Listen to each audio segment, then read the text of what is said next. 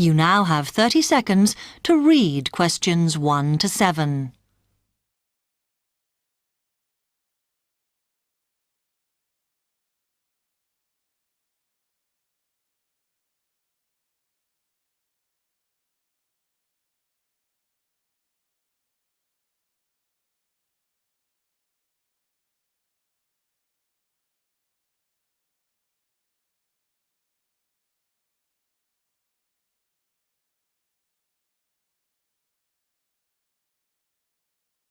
Hi, I've come to ask about the English courses you run for international students. Oh, right.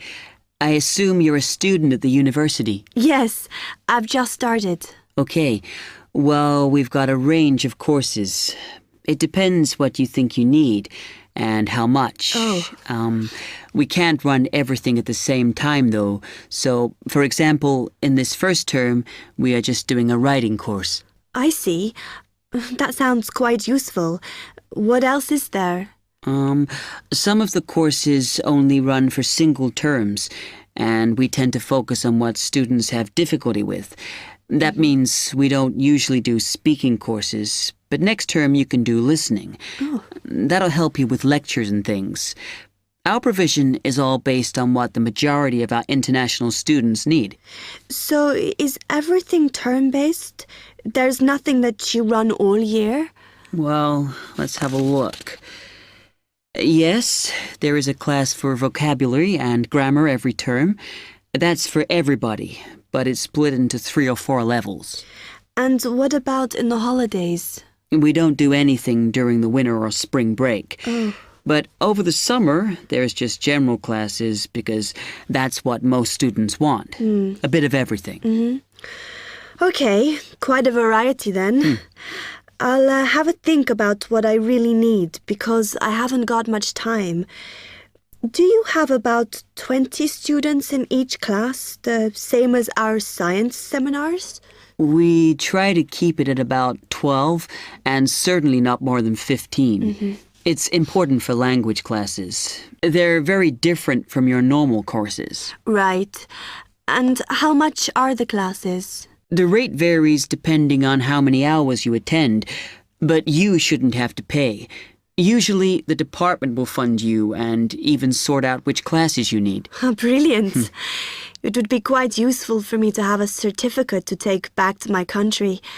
Do you put us in for exams? Yes, but we don't like them to clash with your main course exams in June, so we run them in May. Oh. That leaves you time for revision. Do I have to sign up for something now? I'm not quite sure what I want. Classes haven't quite started yet, so you've got time to decide what you do. All we insist is that you sign up before week 5.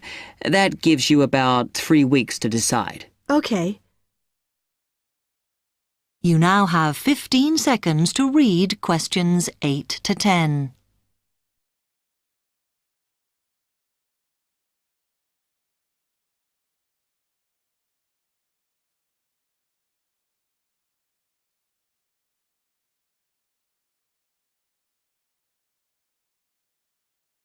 Then, when you've made up your mind, you need to come back here to the administration office to enroll. What do I need to bring with me when I enroll? My identity card, I guess. Yes, or your passport. Then you'll be given a registration form, which you'll have to show to the teacher when you have your first class. Okay. And should I ask my tutor about which classes I should do then? Yes. Then you get a note from him and give that to the desk when you register. Can I use the computers here as well? Yes. You'll be given a password when you go to your first class. So remember to bring a disk with you to save your work on, as you won't be allowed to save it on the hard drive. Okay. Will I need anything else? Dictionary? We've got loads of those here that you can borrow. But you'll need a notebook as we don't provide paper or files. Okay. Thanks. That is the end of part 1.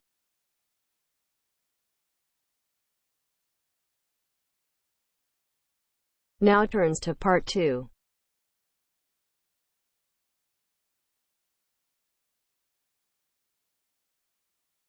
Listen to the guided tour commentary and answer questions 11 to 20.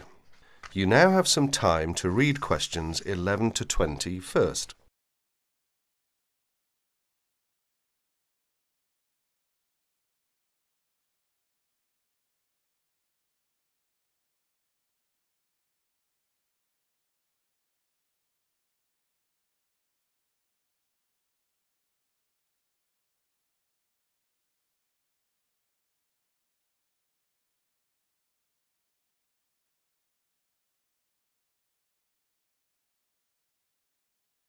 Welcome to the library tour. We'll begin our tour of this level of the library here at the entrance. Then we'll go in a clockwise direction. So, first of all, over here on the left, next to the entrance, is a touchscreen information service. These computers can be used at any time to get general information about the library and how it works. In front of the touchscreen information service are the catalogues. As you can see, it's a computerized catalogue system and it's very easy to use. The catalogues are linked up to the other libraries at the university, so make sure you check which library a book is in when you are trying to locate a particular item. Next, along here on the left, we have the circulation desk for borrowing and returning books. The returns area, the place for returned books and other items, is at the end of the circulation desk, near closed reserve.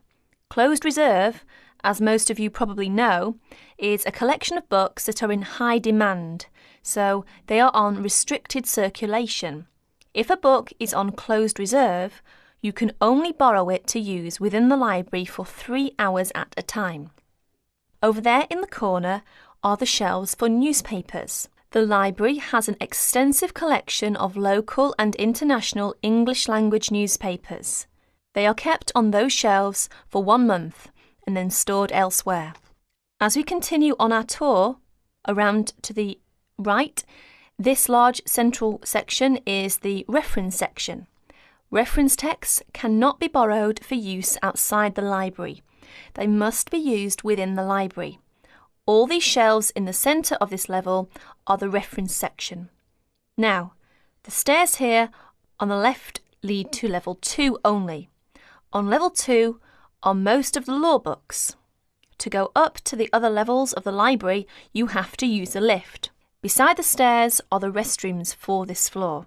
Now, as we walk around this corner to the right, this large room on the left is the Audio-Visual Resource Centre. You can come here if you wish to listen to a tape or watch one of the library's videos.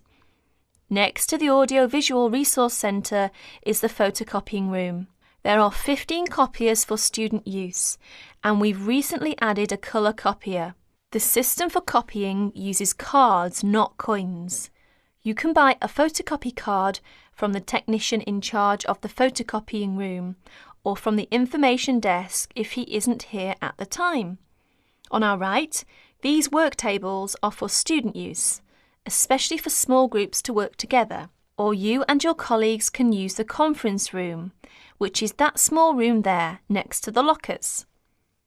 You can work on group projects in the conference room without disturbing anyone, and there's a conference room on each level of the library.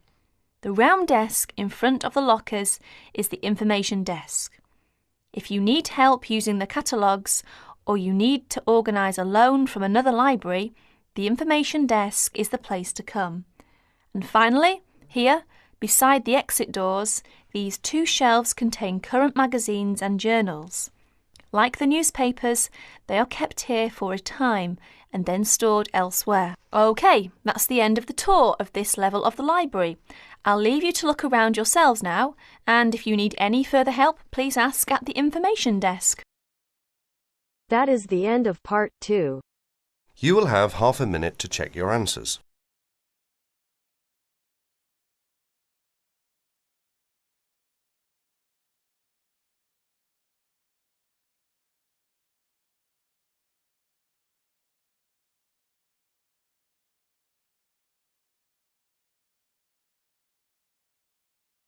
Now turns to part 3.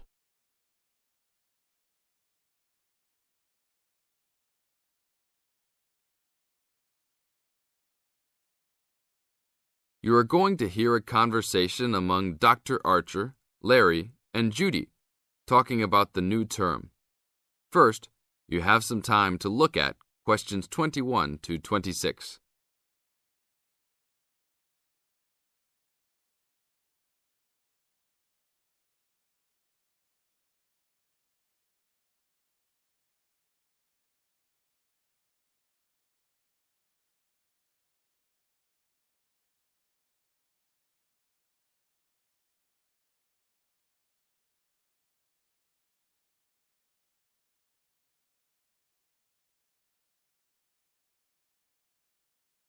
Now listen carefully to the first part of the conversation and complete the notes and table below. Okay, everybody, welcome back to the new term. I hope you've all had a good break and that you're keen to start on your research project. What I'd like to do this morning is to give you a chance to ask questions about the project, requirements, ways of approach, how to get help if you need it. Today is informal. It may be already written on paper, but it's nice to have an opportunity to have it confirmed. So, any questions? Dr. Archer, is there a confirmed due date yet to hand it in?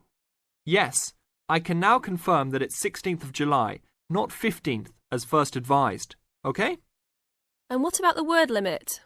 Well, there is some flexibility on this, but in general it's 8 to 10,000 words. Ah, I see. And you can choose your topic, anything from years 2 and 3. Yes? I still can't work out what I want to do it on. In that case, you should see your course tutor to agree on your final topic, and you should also be aware that there is special assistance available at the library on library resources if you need help on that. Can I just check on the deadlines for everything? Certainly. Look, let me write it on the board when each stage should be completed. First of all, you've got to work on your basic project outline, and that's due in to your course tutor by 21st of February, which is only 2 weeks away, so you need to get cracking on that. Do we have to include a full reference list by then too? No, your reference list is due on 6th of April, which is 1 week later, so you have time to discuss this with your tutor. And when should we be doing the research? Well, that's over a 1 month period, essentially April to May. And the write-up? Well, you need to do quite a bit of research before you get going on your writing, so that's really May to July, with the due date for handing in on the 16th. Any more questions? Now look at questions 27 to 30.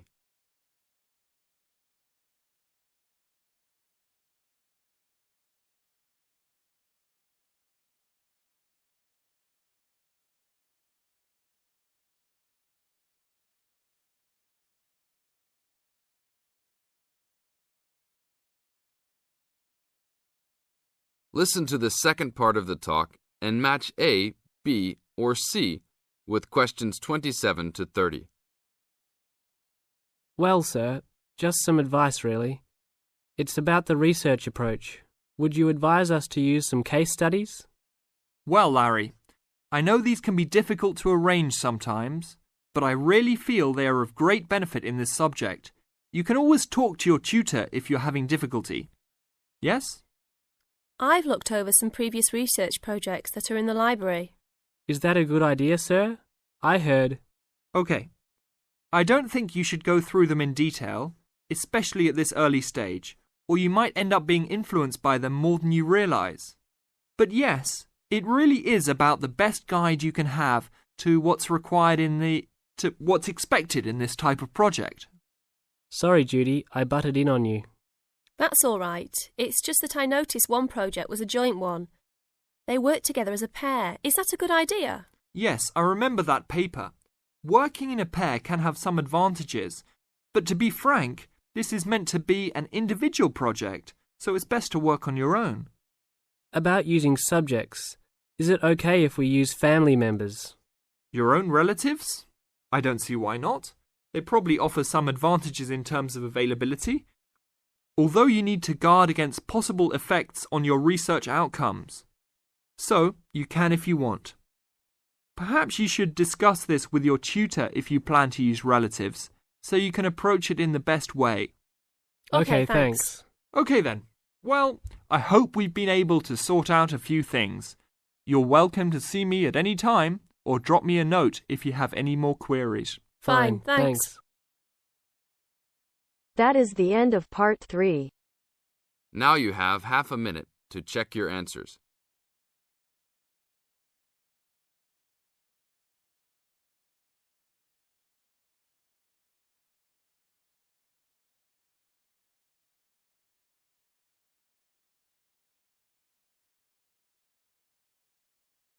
Now turns to part 4.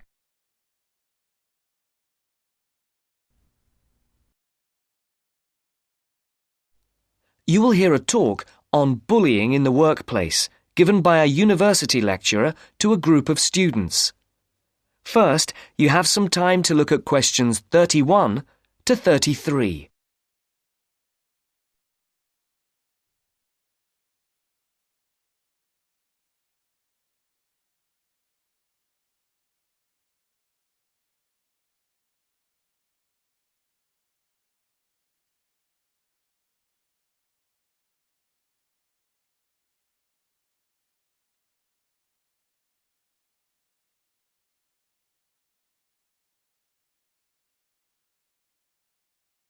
Now listen carefully and answer questions 31 to 33. Complete the notes made by one of the students present. Write no more than 3 words for each answer.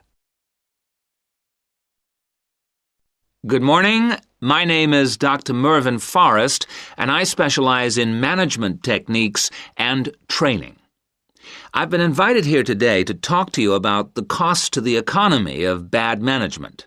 And what I would like to dwell on first is an area that has recently been exercising everyone, and that is coercion in the workplace, or, to put it more simply, bullying. It has been estimated that bullying at work costs the British economy up to £4 billion a year in lost working time and in legal fees. And with the problem apparently on the increase, it is time that managers took on board what is happening. I would like to think that what is perceived as bullying is nothing more than lack of experience, insecurity, or lack of awareness on the part of managers, and not a conscious effort to attack someone. But that is perhaps a case of my being naive or over-hopeful. Before we break up into groups to look at the first task on the handout you've got, I'd like to give you a start with some of the main bullying methods that have been identified so far. Basically, what I'm going to do here is to give you examples of 1 or 2 points. Can you all read the OHP clearly? Yes? Right, off we go. Now answer questions 34 to 40. Write no more than 3 words for each answer.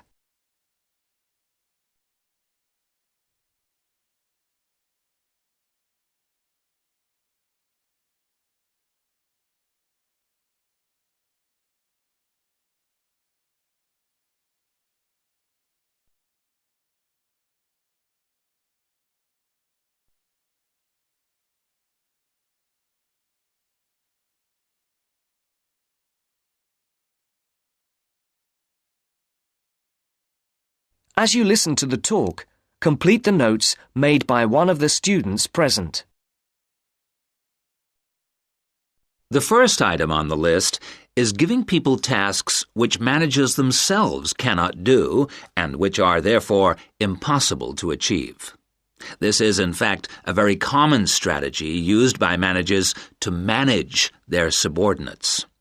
It gives certain people a false sense of security as they watch others failing while they try to achieve the goals set. Another simple bullying technique is constantly moving the goalposts, especially when one's employees are in the middle of a task. This is not bad management, it is just plain stupid. All targets and goals set should be easily achieved within a realistic timescale. Sending memos to someone else criticizing the performance of a task where the individual has no way of replying is another common technique, especially when the manager concerned does not reply or makes it impossible for subordinates to contact him or her by not answering the telephone or not replying to emails. This is not the style of a sound manager, but rather the antics of someone with emotional problems. If you behave like that, don't expect your staff to respect you. And now, the technological bully. It is interesting how all tools designed to help can be turned into dangerous weapons. The urgent email bully is fast becoming a problem in the office. Employees turn on their computers to be faced with a string of badly worded emails, making instant and often unrealistic demands, which reveal the hysteria mode of management. Have you ever felt a sense of dread before looking at your email, even your personal messages? All companies should develop a company strategy whereby there is an email code of practice, with offensive messages being forwarded to a designated person for appropriate action. I would now like you to break up into groups and brainstorm other bullying techniques which you think you may have experienced, and perhaps, if you're honest, which you have been party to. I can think of at least 9 more bullying strategies. I would also like you to consider ways in which you think that each of the techniques on your list can be countered. Is everyone clear as to what the task is? Yes? Okay. You've got 20 minutes to do this. That is the end of part 4. You now have half a minute to check your answers.